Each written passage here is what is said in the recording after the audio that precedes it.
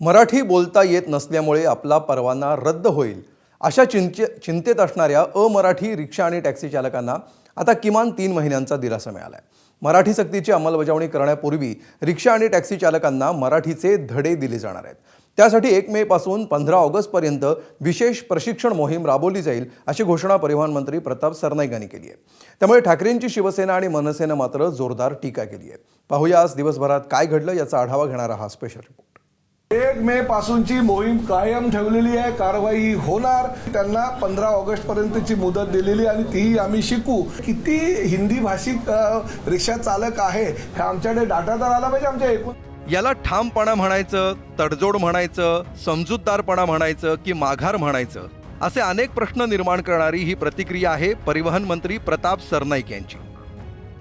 1 मे पासून महाराष्ट्रातील रिक्षा आणि टॅक्सी चालकांना मराठी बोलता आलं नाही तर त्यांचे परवाने रद्द करण्याचा विडा मंत्री महोदयांनी उचलला होता। मात्र त्याला आपल्याच पक्षातून झालेला विरोध आणि रिक्षा टॅक्सी चालक संघटनांनी घेतलेले आक्षेप पाहिल्यानंतर आता परिवहन विभागानं एक मध्यम मार्ग निवडलाय।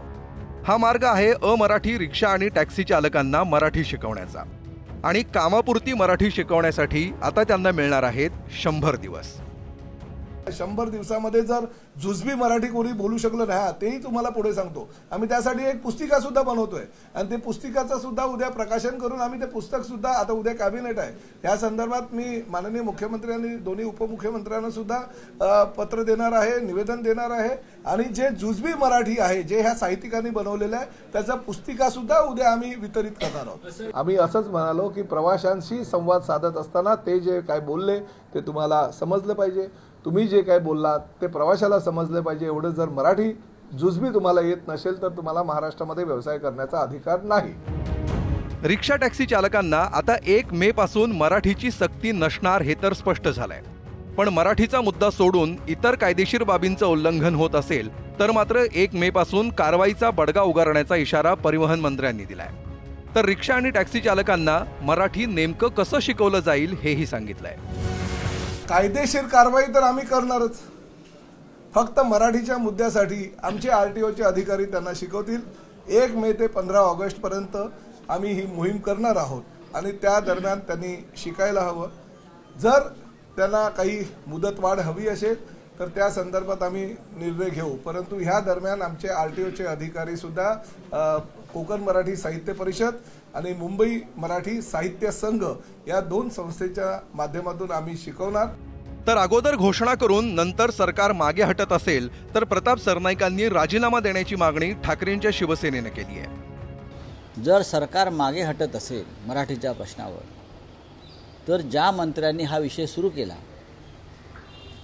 करणारच मराठी शिकावंच लागेल त्यांनी मंत्रिमंडळातून मराठीच्या मुद्द्यावर राजीनामा दिला पाहिजे।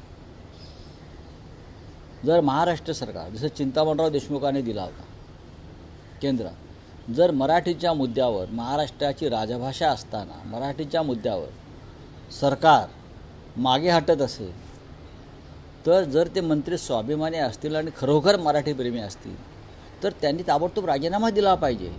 या मुद्द्यावरून राऊतांनी मुख्यमंत्र्यांनाही टार्गेट केलंय। काय झालं, देवेंद्र फडणवीस यांची जी मधल्या काळात गर्जना होती महाराष्ट्रात सक्ती फक्त मराठीची, ही त्यांची गर्जना होती। महाराष्ट्रात सक्ती फक्त मराठीची। त्या गर्जनेचं काय झालं, त्या गर्जनेचं म्याव का झालं, कशा करता तुम्हाला मागे हटायचं आहे? शिकतील ना मराठी। तुम्ही कायदा करा, नियम बनवा, 1 मे पासून सुरुवात करा आणि नियम बनवल्यावर त्यांना 6 महिन्याची मुदत द्या। ज्यांना येत नाही त्यांनी शिकावं। तर या विषयावरून पहिल्यापासून आक्रमक भूमिका घेतलेल्या मनसेनं रिक्षा टॅक्सी चालकांवर कारवाई करण्यासाठी आता स्वतःच बाह्य सरसावल्यात। मराठी शिकवण्यासाठी मुदत देण्याच्या प्रताप सरनाईकांच्या भूमिकेवरही मनसेनं सवाल उपस्थित केलाय। माझं म्हणणं आहे की मी स्वतःहून चालू करतोय, जर मराठी बोलला नाही तर तो मराठी बोलत नाही म्हणून महाराष्ट्रातल्या सगळ्यांनी आपल्या व्हॉट्सअपवरती आपल्या सोशल मीडियावरती हा माणूस माझ्यावर मराठी बोलत नाही ह्याचे सगळे पुरावे व्हॉट्सअपच्या माध्यमातून आमच्यापर्यंत पोचवा। त्या ठिकाणी जे काही कारवाई जी करायची असेल ती महाराष्ट्र नवनिर्माण सेना मग ती कानाखाली वाजवून करेल किंवा आमच्या पद्धतीने जशी करता येईल ती आम्ही नक्कीच करू. महाराष्ट्रात रिक्षा टॅक्सी चालकांना स्थानिक भाषेचं ज्ञान असण्याबाबतचा मूळ महाराष्ट्र मोटर वाहन नियम 1988चा. या नियमानुसार महाराष्ट्रातील रिक्षा टॅक्सी चालकांना मराठीचं ज्ञान अनिवार्य करण्याचा GR निघाला 2017 मध्ये. त्यात मराठीच्या सक्तीबाबत अधिक कडक तरतुदी करण्यात आल्या 2019 मध्ये. याच तरतुदींची सरकारला आता तब्बल 7 वर्षांनी आठवण आली आहे आणि आता 2026 मध्ये रिक्षा टॅक्सी चालकांना मराठीचं गमभन शिकवायला सुरुवात होणार आहे. जवळपास 36 वर्षांपूर्वी कागदावर सुरू झालेला हा प्रवास पुढच्या 100 दिवसात जमिनीवर साकार होतो का हे पाहणं आता महत्त्वाचं असेल.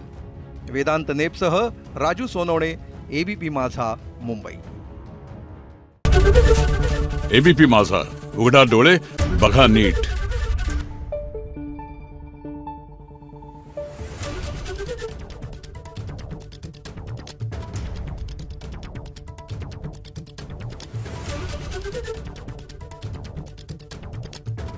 Thank you.